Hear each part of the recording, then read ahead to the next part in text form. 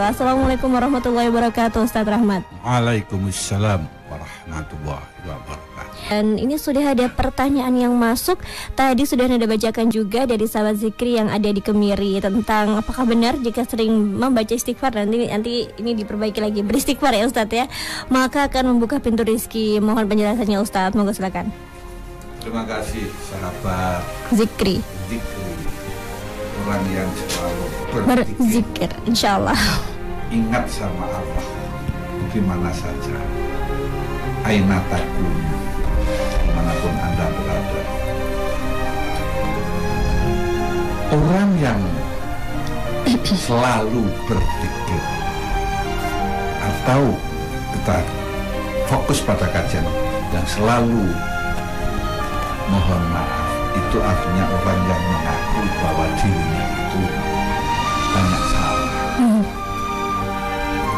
Nah, banyak salah itu, mengaku salah itu paling aman.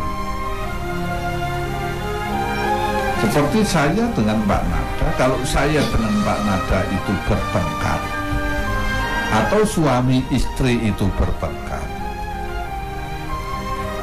ini karena merasa suaminya benar, istrinya benar. Sama-sama benar. Sama-sama. Artinya rebutan benar. Tetapi kalau keduanya itu rebutan salah, bukan kamu yang salah kok Pak, aku yang salah. Seperti riwayat yang pernah saya baca, mohon maaf nanti kalau salah untuk bisa dibenarkan. Di saat Rasulullah pulang malam-malam, di mana istrinya itu sudah tidur, Rasulullah itu tidak membangunkan istri. Tidur di depan dia. Tidur di depan pintu. Tengah malam tahu biasanya Rasulullah bangun, dan si Khadijah itu juga bangun. Ternyata Rasul tidak ada. Ingat bahwa Rasul itu tadi pergi. Biasanya kalau habis sholat isya kan Rasul itu bersilaturahim ke tempat sahabatnya. Ya mungkin kalau dalam bahasa kita ya hanya kongko-kongko. Tapi kalau Rasul kan otomatis berdakwah, menyampaikan, mengajarkan. Lalu dia bangun, istrinya itu bangun, buka pintu, ternyata Rasul tidur. Langsung dia, kalau dalam bahasa kita itu cium kakinya. Rasul kaget banget. Bukan kamu yang salah Khadijah, tetapi aku. Karena aku pulang ke malam. Tidak boten Anjing Nabi boten tepat, cepat guna. Selaku istri mestinya saya menunggu suami sampai pulang. Kudu dukuwe sing nopo. Aku mergo kepengen boten kula sing nopo. Rebutan nopo. Tengah malam rebutan nopo. Selesai. Coba kalau rebutan bener. Enggak selesai. Enggak selesai, tetangganya udah bangun. Mungkin pintu sampai rusak dibanding penting. Melayang piring. Kembali pada tadi. Nah, kita untuk selalu beristighfar itu mengakui banyak kita banyak salah. Nah, orang yang mengaku banyak salah, seperti saya dengan Mbak Nada, kalau saya merasa punya salah, saya akan lebih tawadhu, lebih adab asor kepada Mbak Nada. Iya, enggak sebenarnya Ustaz. Enggak, kalau saya benar, saya itu ada sebanyak salahnya. Nah, kalau kita itu merasa lebih banyak salahnya kepada Allah, maka kita selalu beristighfar, selalu mohon maaf.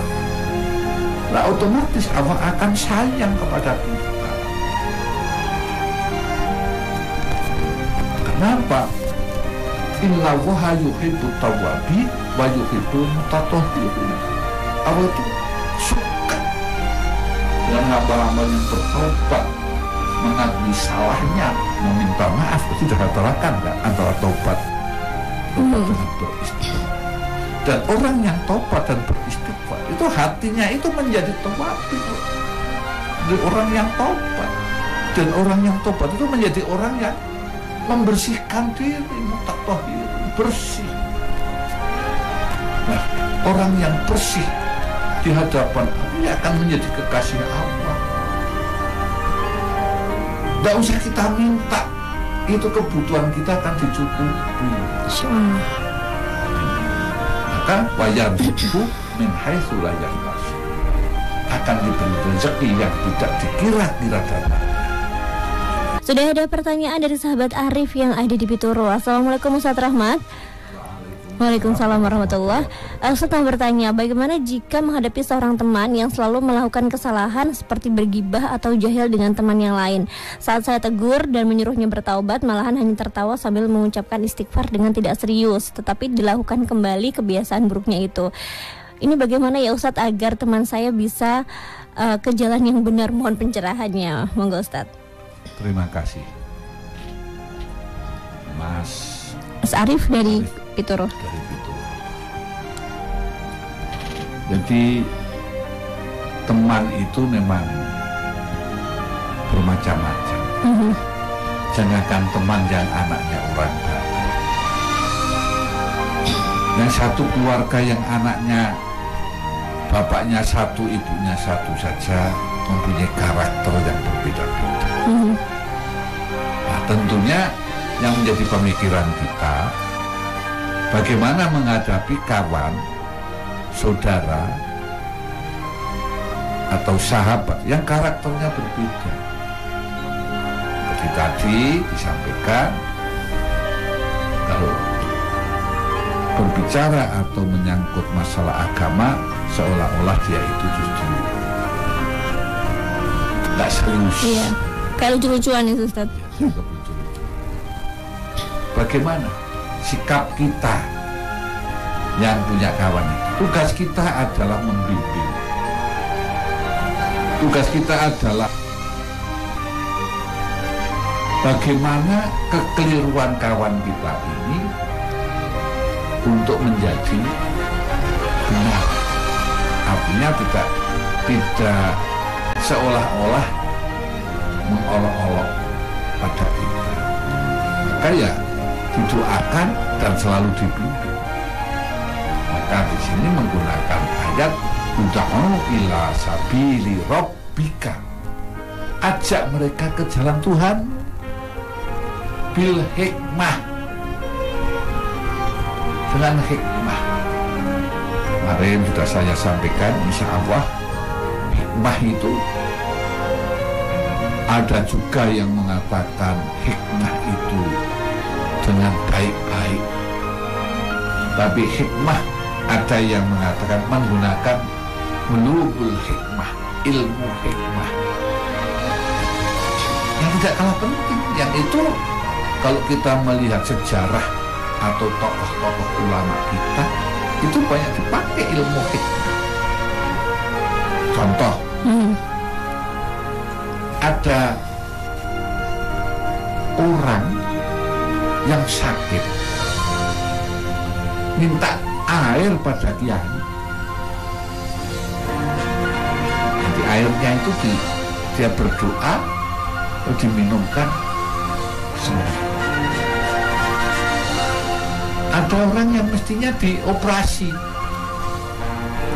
sudah menyiapkan. Apa ketemu orang yang begitu, yang datang kepada saya.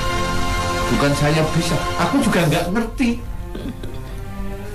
Jadi kebetulan dia itu menantunya ingin melahirkan. Menurut perhitungan dokter itu harus sesar. Dan dia sudah setuju karena masuk ke ruang bersalin itu sudah bukan yang pertama kedua. Nah, kemudian datang pada saya minta didoakan. Mungkin saya kasih tulisan, padahal itu tulisannya ya hanya a'udzubillahi wahidis shomad min syarri kulli hasad. Itu adalah menurut yang saya terima dari guru saya, itu adalah doa yang diajarkan oleh malaikat Jibril kepada ibunda Rasulullah di saat mengandung. Akhirnya betul Lalu saya masukkan ke air di gelas, kemudian dia minum untuk raut sama untuk membersihkan pintunya itu. Ya oke lah. Besok berangkat menuju tempat bersalin mau dioperasi. Sudah disiapkan semua peralatannya. Itu rumahnya Wetan SMA Negeri 2. Itu Arjo. Itu orang tuanya mbahnya Gaji itu senang sekali karena nggak jadi operasi, karena dia takut juga tetapi ternyata sudah siap ingin keluar. Itu kan tidak malam seperti sebelumnya berdasarkan hasil USG. Akhirnya ya keluar tanpa sesarnya normal maksudnya ya. itu bagian daripada yang melakukan seperti saya itu nggak tahu. Iya. Apa yang bakal nggak tahu, itu bukan enggak yang berjuang. Iya.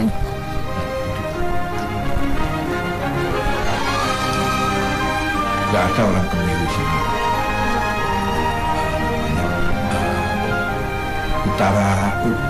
Utara Kemiri pasar kan ada masjid. Iya.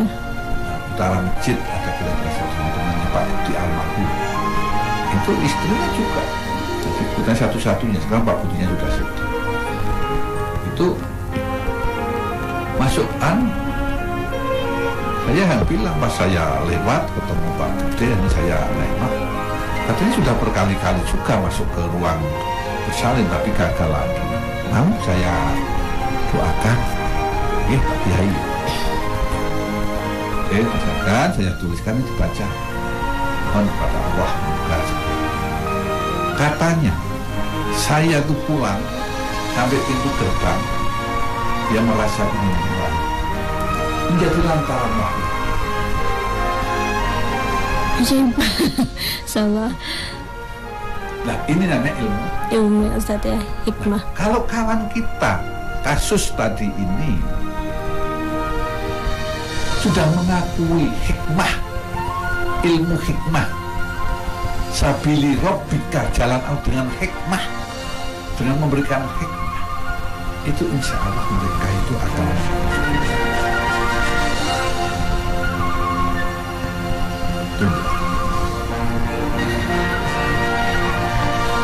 kembali tugas kita itu mendoakan, mengajak, membimbing untuk menuju ke jalan Allah, jalan yang diridhoi oleh Allah.